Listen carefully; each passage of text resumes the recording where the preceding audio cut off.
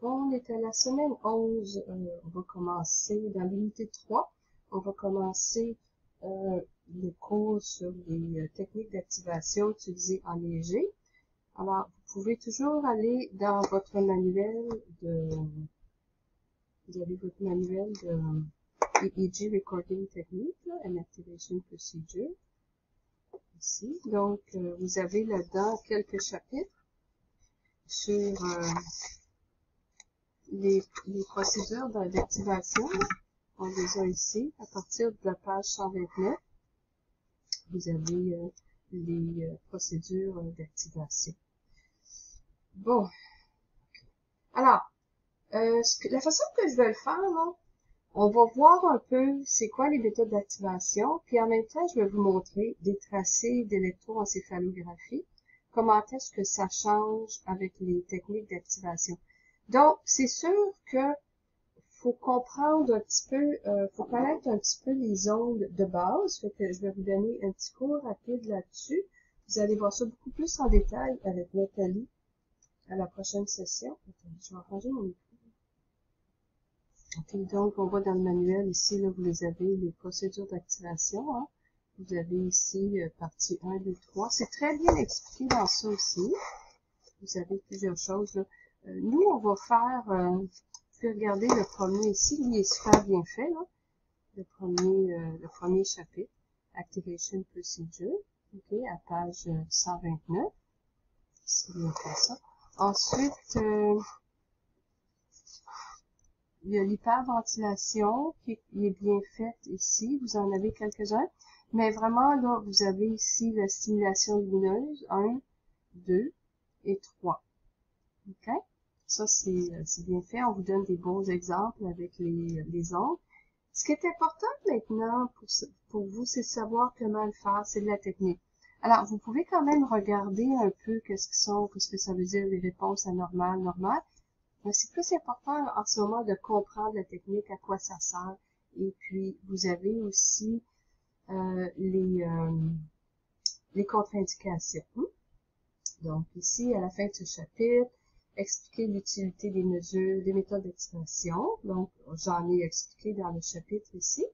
Énoncer les contre-indications reliées à chaque méthode, les effets physiologiques, commenter les changements enregistrés sur l'EEG, la procédure technique pour chaque méthode, puis, ok, j'ai ici encore les contre-indications selon les normes de pratique. Alors, selon les normes de pratique, vous allez avoir ça dans vos notes de cours. Donc, à la fin de vos notes de cours, vous avez un chapitre normes de pratique en EEG selon CAET. Ça, c'est le site web là, de CAET, hein, www.caet.org. Okay. On a traduit ici, les normes de pratique sont traduites. Les normes de pratique, c'est quelque chose que un technologue en léger devrait savoir, hein, presque par cœur. Alors, vous avez ici pour la population adulte. Okay, donc, vous avez vos procédures d'enregistrement. Technique d'activation, on les a ici. D'accord, on va aller les voir. Donc, c'est dans la partie D. La partie D, on les a ici. Voilà. Bon, les techniques d'activation. Alors, si une ou les techniques d'activation sont omises ou discontinuées durant l'enregistrement, il faut en indiquer la raison sur l'enregistrement hein, et dans le rapport technique. Alors, l'hyperventilation, la durée de l'épreuve d'hyperventilation doit être de 3 minutes. OK? Donc, un minimum de 3 minutes. À moins de contre-indications cliniques. Si le patient n'est pas capable. Utilisez le jugement clinique pour les patients de plus de 65 ans. Souvent, les patients, on va dire, qui sont plus âgés, peuvent avoir des problèmes de santé. OK? Donc, on va utiliser son jugement. Il y a des hôpitaux qui vont d'emblée, ils disent après 65 ans, on fait plus d'hyperventilation. Mais il y en a d'autres qui vont le faire. Ça dépend encore du patient. Les contre-indications incluent, mais ne se limitent pas aux troubles énoncés ci-dessus. Alors, selon l'Association canadienne, l'hyperventilation, on la fera pas en état de mal épileptique. L'état de mal épileptique, là, c'est aussi nous, on va référer à ça. Je vais mettre la, ici, là, ok, c'est bon. État de mal épileptique, on va appeler ça le status épilepticus. Hein? Ça, c'est le terme latin. Oups. Dans notre travail, là, parce que ça va être surtout en anglais, hein, on va travailler, il y a beaucoup de termes médicaux qui sont en latin. Tous les nerfs et puis tous les muscles, on les apprend tout en latin. Donc, status épilepticus. Si vous voyez ça, ça veut dire état de mal épileptique. Ça, c'est un patient qui est en crise épileptique. C'est un état qui est dangereux. C'est une crise épileptique qui n'arrête pas, là. C'est en état là, de crise. Donc, le patient, il y a des anomalies épileptiques et puis il reprend pas conscience. Maladie cardiaque ou pulmonaire sévère. Hein, on s'entend les maladies cardiaques, pulmonaires. L'hyperventilation, on va y revenir tantôt, mais on demande aux patients de respirer rapidement, un petit peu plus rapidement qu'à la normale, là, puis prendre des respirations profondes. OK? Donc, ce patient va devenir essoufflé. Nathalie va vous le montrer en laboratoire. Asthme, si un patient fait de l'asthme, induit par l'effort, OK? Les enfants, là, des fois, qui font de l'asthme, les adultes, ils peuvent pas courir, bon, parce que quand ils courent, quand ils font certains sports, ben là, ils font des crises d'asthme. Bon, ben, c'est la même chose. L'hyperventilation, c'est comme si vous étiez en train de faire de l'exercice, hein? Vous respirez plus rapidement et plus profondément. La drépanocytose, ça, c'est un problème ici avec la circulation, là. Maladie de Moya, la même chose. Les troubles vasculaires cérébraux, hein?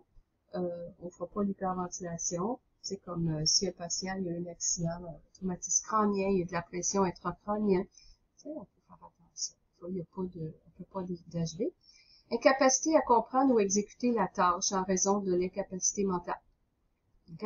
Quelqu'un qui comprend pas. OK? Un enfant de 1 an, on va dire, prend des grandes respirations, il comprend pas. Quelqu'un qui a fait de la démence, il comprend pas. OK? Ensuite, quelqu'un qui est dans le coma. Hein? Quelqu'un qui est dans le coma, là, il dort, là. Il comprend pas. On peut pas lui demander de faire l'hyperventilation. Alors, on la fait pas, puis on l'indique sur le tracé. La grossesse est considérée maintenant comme une contre-indication. Bien que la grossesse soit pas une maladie, mais on considère à cause que, bon, des fois, juste pour pas causer de problème. Hein.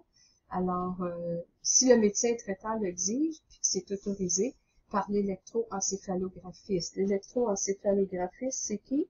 C'est un médecin. Donc, s'ils disent on le fait, alors on le fait. Sinon, vous le faites pas. Et puis, chirurgie récente au cerveau. Okay, on s'entend, là.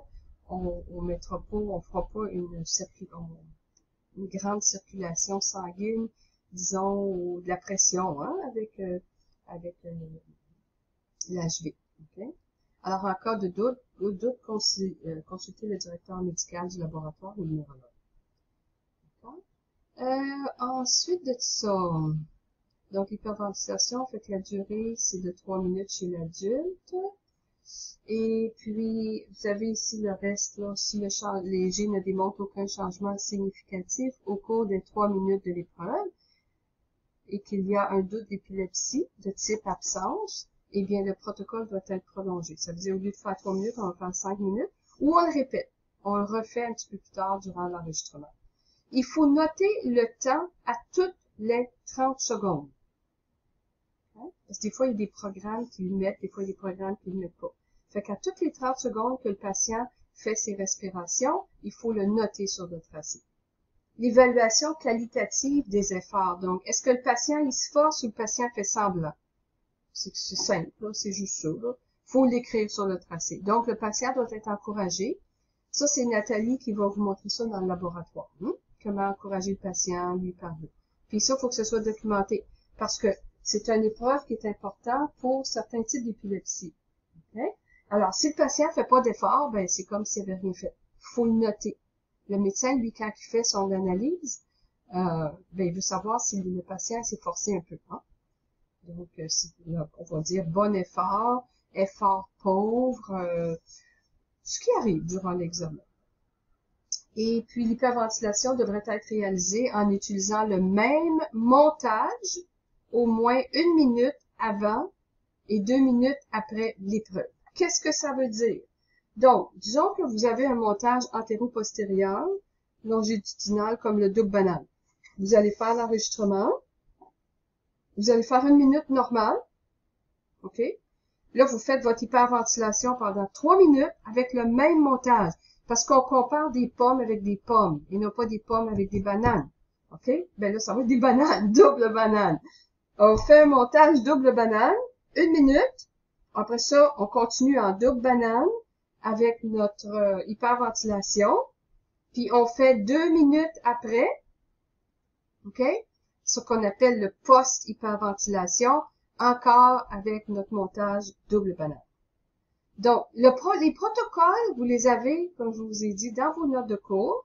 C'est important de les savoir. OK? Ça, c'est le protocole adulte. Bon. On va retourner à notre page. OK. Voilà. Là, on est retourné à nos notes de cours, là. Pour moi, c'est la page 126. Je sais pas, vous autres, là. Ça devrait être la même chose, puisque on a fait un update l'autre jour de vos notes, là, avec l'instrumentation. Donc, on devrait être dans les mêmes pages. C'est le chapitre de technique d'activation. Allez. Les G captent l'activité cérébrale au moment, du moment. Donc, ce que l'on voit sur le tracé lors de l'enregistrement est l'activité électrique perçue par l'appareil en temps réel. Okay? Quand on fait les G, c'est ce qui arrive en ce moment-là. C'est pas ce qui est arrivé hier puis ce qui va arriver demain. Okay? C'est en temps réel. Un patient atteint d'un désordre épileptique, par exemple, peut montrer un tracé tout à fait normal au moment de l'enregistrement. Comment faire pour illustrer s'il y a un désordre? Fait qu'on va avoir recours à des techniques de stimulation, des techniques d'activation, des méthodes d'activation. C'est toute la même affaire. Okay? Donc, les techniques de stimulation ou méthodes d'activation ont pour but de stimuler un désordre ou une pathologie. C'est que ça va stimuler le cerveau. Ça va le fatiguer. Ça va faire rentrer plus d'oxygène. Ça va l'affecter. Ça va... OK, un cerveau normal, ben, si vous faites par exemple, une hyperventilation, quelqu'un qui est normal, quelqu'un qui est un petit peu nerveux puis normal, ben, en prenant des grandes respirations, qu'est-ce qui va arriver? Ça va calmer la personne. OK? Donc, ça a toujours des effets. OK? Alors, dans le chapitre ici, là, on va aborder 3 techniques d'activation. L'hyperventilation, l'HV, la stimulation lumineuse intermittente, la SLI, et les privations de sommeil. Donc, le sommeil, c'est aussi une technique d'activation. Puis, on en a une autre ici qu'on fait de routine dans notre enregistrement. C'est les yeux, hein, on fait les yeux fermés, les yeux fermés, puis les yeux ouverts. OK? Ça c'est une autre technique. Donc, on va dire yeux fermés, puis yeux ouverts. OK? On va mettre un gros F ici, ça va être plus. Voilà. Les yeux fermés, les yeux ouverts. On va commencer avec l'hyperventilation.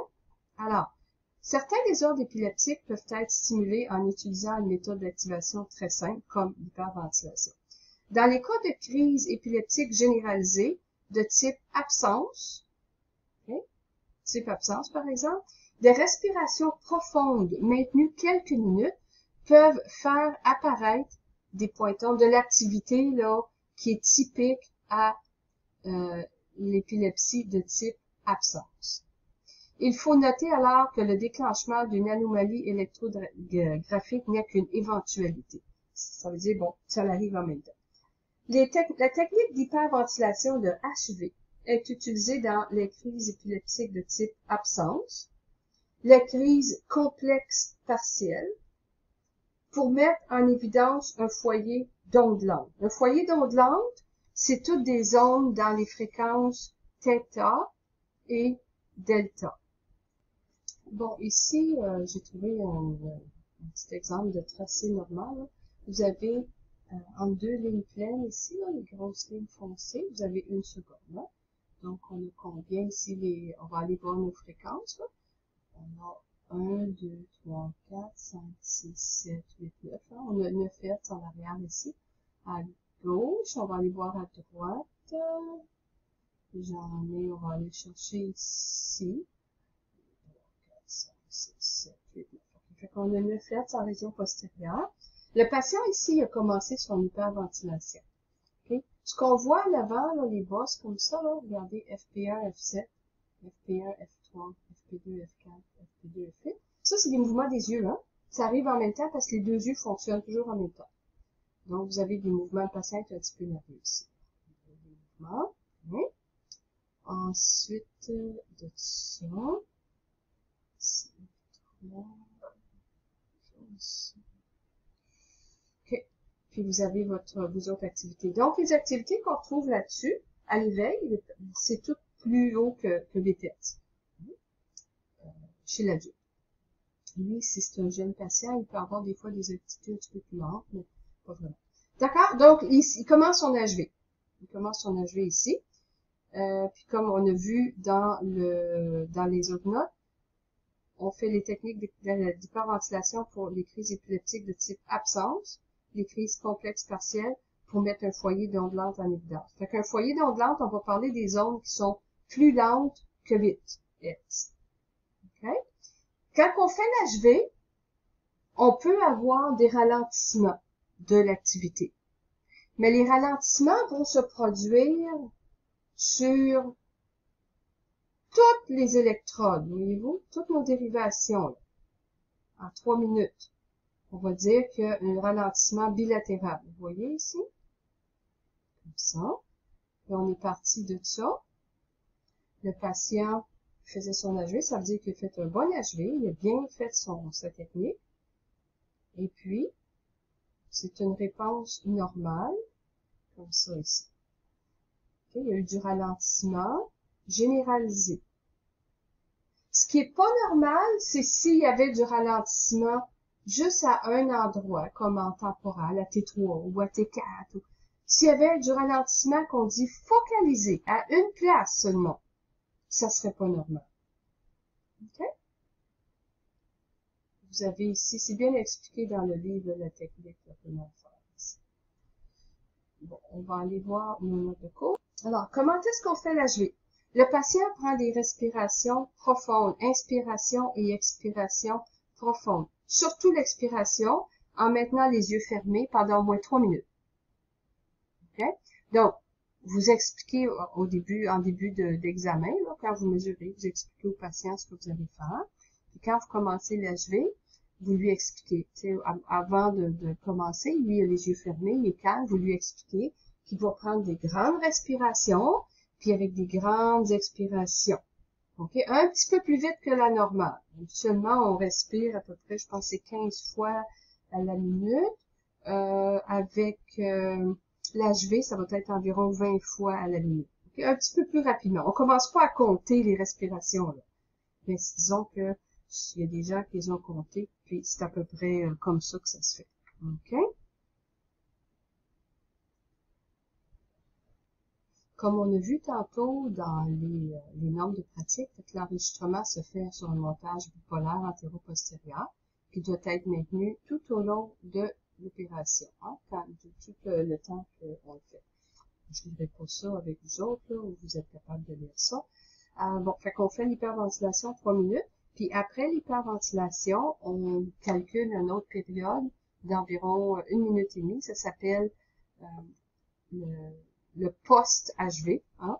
Et puis, s'il y a eu des changements durant l'hyperventilation, durant la minute et demie, après la minute et demie, post-HV, le tracé d'électroencéphalographie devrait revenir à ce qu'il était avant de commencer l'hyperventilation, revenir à la base. Okay? Ce qui est important, donc, le technologue peut faire une démonstration au patient. Il n'y a rien de mieux, là, leur expliquer comment faire en faisant une démonstration. Okay? Le patient doit être informé aussi que la technique est sans danger. Puis, il y a certains patients qui peuvent ressentir des étourdissements, des picotements dans les mains, les doigts, hein, les pieds. Il y en a même là qui vont ressentir des genres de picotements ou d'engourdissement au niveau du visage. C'est normal parce que l'hyperventilation, ça peut faire ça. Il y a des gens, surtout les étourdissements. Donc, quand vous faites l'hyperventilation, expliquez à votre patient et puis demandez-lui de temps en temps si tout va bien, hein, qu'il vous fasse un signe avec la main ou quelque chose là, pour être certain que ça aille bien. Certains patients, quand ils vont avoir des étourdissements, vous allez voir, il peut avoir une apparition d'ondes lentes en même temps. C'est normal. D'accord? Bon. Il est plus important de respirer profondément que rapidement. Donc, c'est plus important de prendre des grandes inspirations, des grandes expirations que de respirer, là, saccadé rapidement. Okay? Ensuite, à l'anamnèse. L'anamnèse, c'est quand vous prenez l'histoire clinique, là. Vous informez si votre patient a mangé avant le test ou s'il est à jeun. Les patients qui n'ont pas mangé, à cause d'une baisse du glucose, ça peut faire apparaître là, des grandes ondes, là, c'est assez spectaculaire comment ça peut apparaître, des grandes ondes delta, là, donc du 3-4 Hz, là, sur toutes les dérivations. Okay. La réponse maximale à l'hyperventilation chez l'adulte se manifeste en région antérieure. C'est facile à obtenir. Adulte, A, antérieur. Et chez l'enfant en région postérieure, pédiatrique, P, postérieure. Chez les patients moins coopératifs, c'est un peu plus difficile, fait que ça prend de la patience. Comme chez les enfants, on peut leur demander de souffler sur un papier mouchoir, ou bien on peut acheter des petits moulins avant là au magasin ou dans le vraiment, là, puis on lui demande de souffler sur un petit bidule, là, et puis ça va très bien. Avec les enfants, il n'y a pas de problème. Puis c'est sûr que si le patient est inconscient, ben, il ne peut pas le faire. Hein? Faut le noter au dossier. Chez l'enfant en âge de comprendre, ça va être relativement simple, fait que je viens d'expliquer sur le petit jouet. Chez les plus jeunes, entre 2 et 4 ans, des fois c'est plus difficile. Fait que encore là, toujours expliquer dans des mots simples. Hein? Puis chez les bébés, ben ça marche pas. Là. On peut pas leur dire faire une hyperventilation, ils comprendront pas. Même l'enfant de 3 ans, on ne dira pas, bon là, Jean-Claude, tu vas faire une hyperventilation pour 3 minutes. Tu sais même pas c'est quoi. Là. Okay? On lui fait une démonstration, on prend le petit moulin avant, puis on lui fait une démonstration. Si vous le faites, ça veut dire que c'est pas dangereux, puis il va le faire. C'est toujours, même avec les adultes, c'est la même affaire. Hein? Vous arrivez pas à dire, oh ben là, tu fais ça comme ça. Vous leur montrez, c'est pas dangereux, puis là, ils vont le faire. Okay? Puis pour les bébés, les nourrissons, ben, on espère qu'ils vont pleurer un petit peu. Puis quand ils pleurent tout le temps, les petits bébés, là. Ça leur fait pas mal, c'est juste que des fois, quand on les mesure, quand on les bouge, ils sont pas dans leur état naturel, hein, dans leur lit, hein, dans leur chambre, Donc, ils vont avoir tendance à pleurer. Mais dans ce temps-là, on l'écrit, ils pleurent, puis c'est bon, ça sert d'hyperventilation. Okay? Les contre-indications à l'hyperventilation, vous les avez vues dans les normes de pratique. Alors, dans les normes de pratique, sont beaucoup plus complètes. Et puis, là, j'en ai quelques-unes ici. Le Moya. Le programme, là, il fait toutes mes... La misère, là, il fait tout coller mes lettres ensemble. Okay, donc, en gros, on a ça ici. Réponse anormale versus normale. Chez les individus sensibles ou souffrant d'hypoparathyroïdie, une HV rigoureuse peut induire une paresthésie et une tétanie au niveau des poignets ou des chevilles.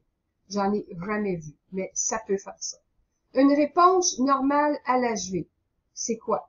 Se produit par un ralentissement diffus. Diffus, ça veut dire c'est diffus, mais partout. De l'activité du rythme de fond. Le rythme de fond, c'est ce qu'il y a avant l'HV. Son alpha, son bêta. OK? Puis, ça va faire un ralentissement du rythme de fond. Ce qu'on a vu tantôt, que je vous ai montré, là, des zones plus rapides puis des zones plus lentes. Hein? Puis, ça revient à la normale dans la minute et demie suivant l'arrêt de l'HV. On peut voir apparaître bilatéralement des zones de fréquence delta et theta. Surtout quand le patient n'a pas mangé. Fait que ces zones-là vont disparaître quand on arrête de faire l'HV. Si l'apparition de delta, par exemple, ou de delta focalisé ou latéralisé. Donc, ça veut dire à une place focale ou latéralisée ou juste sur un hémisphère. Puis si ça persiste après qu'on a arrêté l'HV, ben c'est considéré comme anormal. OK? Une réaction se produit. Voyons, j'ai perdu ma souris. Okay. Toutes les manifestations électrographiques. Électrographiques, donc ce qui apparaît sur les EG, ou cliniques. Cliniques, c'est des mouvements physiologiques, transpiration, étourdissement, toutes ces choses-là. Il faut que ce soit noté sur l'enregistrement et sur le rapport technique. Les paramètres d'enregistrement sont ajustés afin de capturer l'événement qui doit être décrit en détail. Donc, si nos amplitudes deviennent énormes, on va baisser la sensibilité pour pouvoir les enregistrer comme il faut. OK? Par exemple, ici, durant l'HV, chez un patient épileptique qui souffre de crise d'absence, par exemple, d'épilepsie type absence, durant l'HV, on peut voir apparaître ce qu'on appelle des pointons généralisés. Je vais vous montrer qu'est-ce que ça a. J'en ai ici des pointons là. OK? Ça, c'est durant la simulation lumineuse ici, mais durant l'HV, ça fait la même chose. OK? Donc ici, voyez-vous qu'il y a ça, c'est une petite fille, là.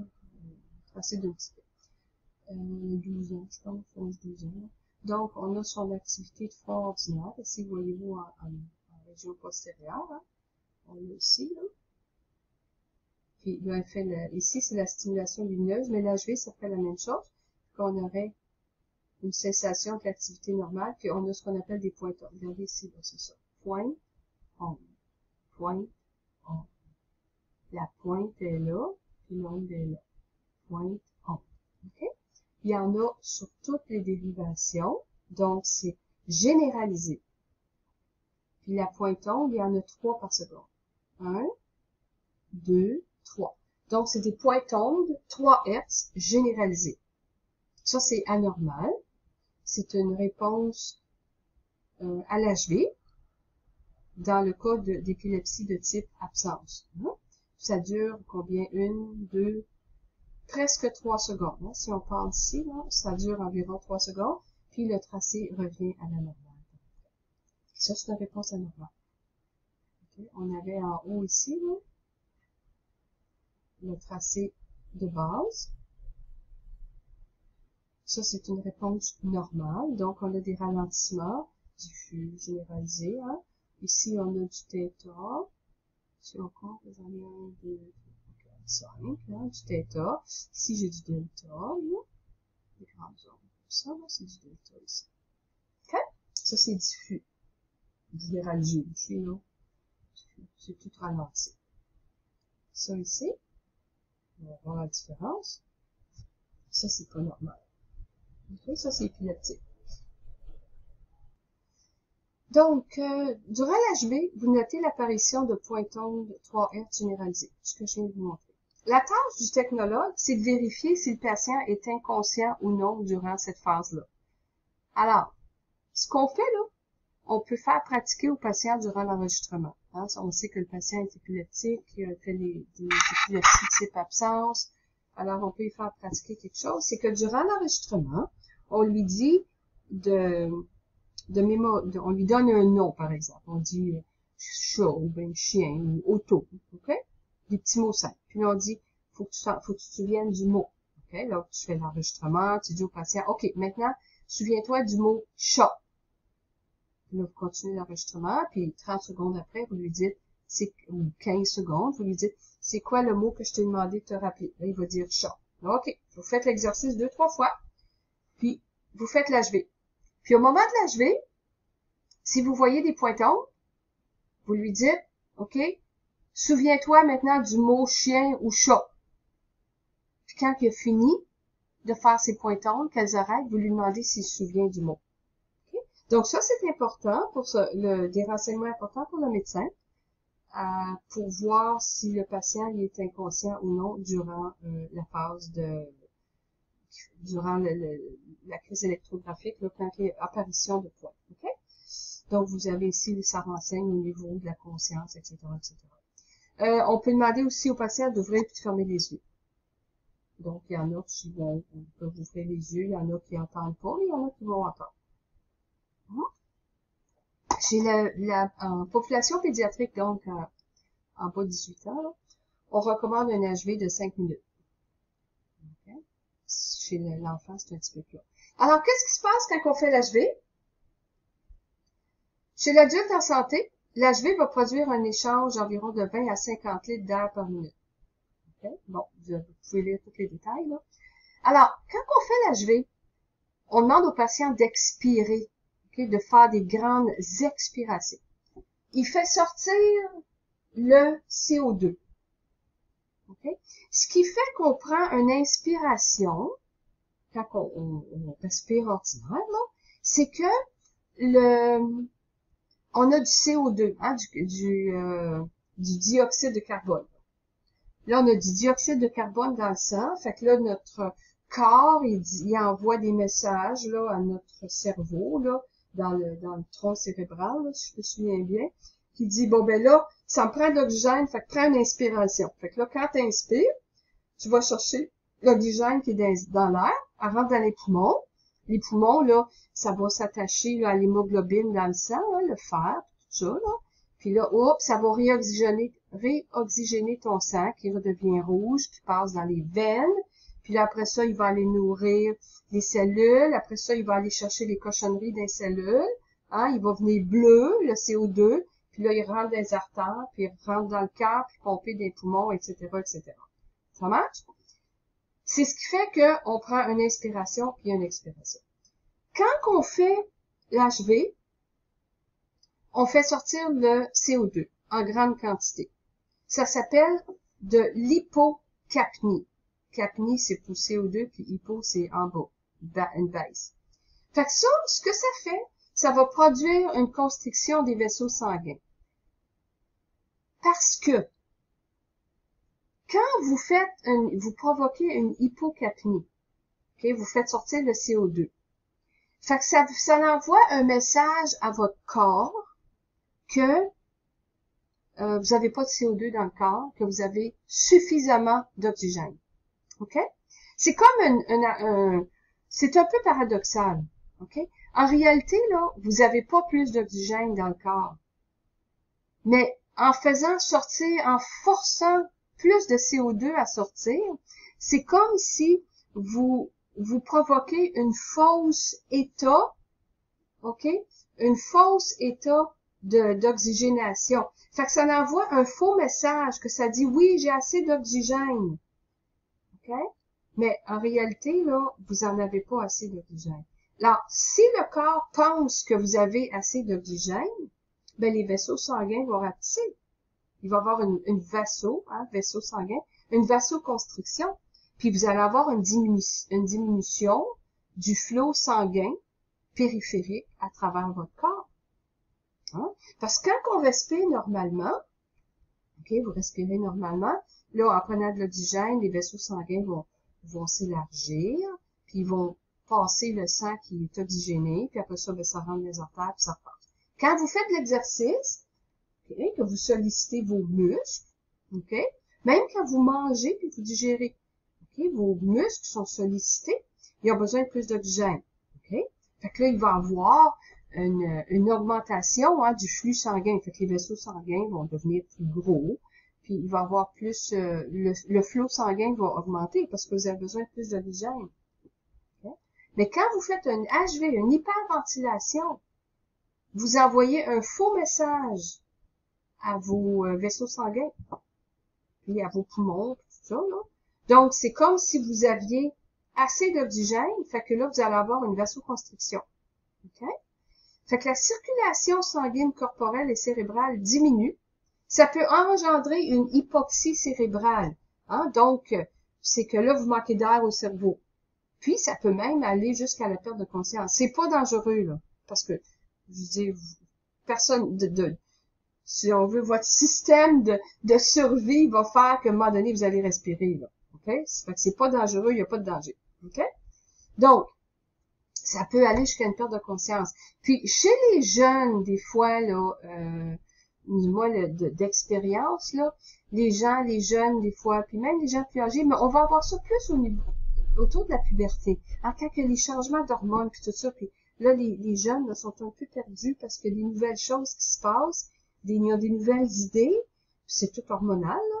Puis, des fois, ils deviennent plus sensibles, puis ils vont avoir tendance à faire comme une hyperventilation sans s'en rendre compte, hein. Ou bien, nous, j'avais vu des jeunes qui grandissaient bien vite, là. OK, fait que là, à un moment donné, ben, ils perdaient connaissance, là. Fait que on faisait l'hyperventilation, juste pour vérifier, hein, s'il y avait les mêmes symptômes. Fait que l'HV a aussi un effet sur le niveau du sucre dans le sang, ce qui pourrait être responsable des ralentissements produits par l'HV chez certains sujets, ceux qui n'ont pas mangé. Ça va? Fait que pour l'HV, c'est ça. Je vais essayer de vous trouver d'autres choses ici. Là. On va regarder dans notre livre. Donc, dans le livre là, de Asset EEG Recording, celui-là, là, je suis à la page 129. Ici, c'est bien expliqué. C'est en résumé. Hein. Donc, vous avez ici on vous parle des procédures d'activation. C'est la même chose que technique d'activation. Puis, vous en avez plein de noms. Là. Hyperventilation. Hein. Donc, vous avez ici, c'est en anglais, mais c'est bien expliqué. OK. Ça vous explique, ça vous dit aussi démontrer bien au patient hein, comment faire, puis vous informer le patient. C'est très important de lire ces informations-là. Ici, c'est écrit par des technologues puis des médecins, puis c'est vraiment là la base, le bread and butter qu'on dit. C'est le gros bon sens. Okay? Ensuite, vous avez les contre-indications, puis ça vous explique aussi de toujours bien vérifier ce qui se passe avec votre patient. Hein? Ça, c'est à la page 129. Vous avez des petits exemples de tracés ici. Okay, donc, on a un ralentissement normal. Ici, c'est épileptique. Okay, vous avez ici ce qu'on appelle le build-up. Le build-up, c'est plutôt chez les enfants, on va avoir là, une augmentation de delta puis de theta. Okay? Donc, ça devient là, c'est building up. Hein? Ça fait des grandes zones blanches. Là. Okay, on va voir ça. Vous allez voir ça avec Nathalie plus en détail. Mais il faut vous rappeler du terme, le build-up. Hein? Donc, vous avez ça ici. Ça l'explique tout ce que je viens de vous expliquer. Là, finalement, là, c'est écrit en résumé. Ensuite, vous avez, dans ce même livre-là, on va parler ici de la stimulation lumineuse. Ça, je vais vous faire une autre vidéo là-dessus. OK, stimulation lumineuse. OK, vous avez ça là-dedans, la page 130. Puis vous avez la dernière qui est le sommeil. On va faire ça aussi, je vais faire un petit vidéo là-dessus. Là, vous avez d'autres types d'activation dans votre livre. Vous avez des exemples de tracés. Moi, j'aimerais ça que vous pouvez aller regarder l'hyperventilation. OK, celui-là, c'est important. Donc, ça vous parle ici du taux d'oxygène et tout. Ça vous donne plus de renseignements. Plus en détail, là. Une petite tisane. OK. Vous avez d'autres renseignements ici. Ça vous parle du niveau du sucre. Hein? C'est intéressant à lire. Ici, c'est un petit étude. Là, ça, c'est pas vraiment nécessaire. Les applications cliniques. Vous les avez ici. Bon, les applications cliniques. Il y a des détails. C'est quand même, c'est intéressant. Disons que c'est pas nécessaire tout ça, mais c'est quand même intéressant de savoir, bon, il y a des l'HV, ils ont fait, les garçons puis les filles, comment ça répondait, ok? C'est l'application clinique ici. C'est vraiment pour, c'est dans le cas d'épilepsie, hein, le partiel, les crises complexes partielles, à faire apparaître les foyers d'ondes lentes et puis le type absence. Ensuite, ici pour aussi ils vont s'en servir dans l'évaluation des drogues anticonvulsivantes. Attendez, vous voyez pas là. Ici, là. Okay. Dans page 144, hein? Predicting the therapeutic response to anticonvulsant drug, hein, pour les drogues anti-épileptiques. Okay? Donc, vous avez tous des tests qu'on fait, des expériences avec ça. OK? Ensuite, ça c'est toutes sortes de références. L'hyperventilation. Vous avez un autre chapitre ici sur l'hyperventilation. avec des exemples, des cas cliniques ici. Petite fille de 5 ans, ça c'est épileptique, hein? Donc, vous avez si le tracé est tout petit, là, mais on peut quand même, ça vous donne quand même une bonne idée. Voilà, ça. Après ça, on va continuer. La ventilation. Vous avez un autre cas ici.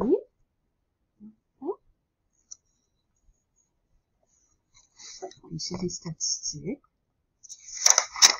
Vous avez d'autres exemples. Ici, un build-up, il y en a un ici. Ça, c'en est un build-up. Je vais essayer de baisser ma caméra un petit peu. Vous allez voir mieux.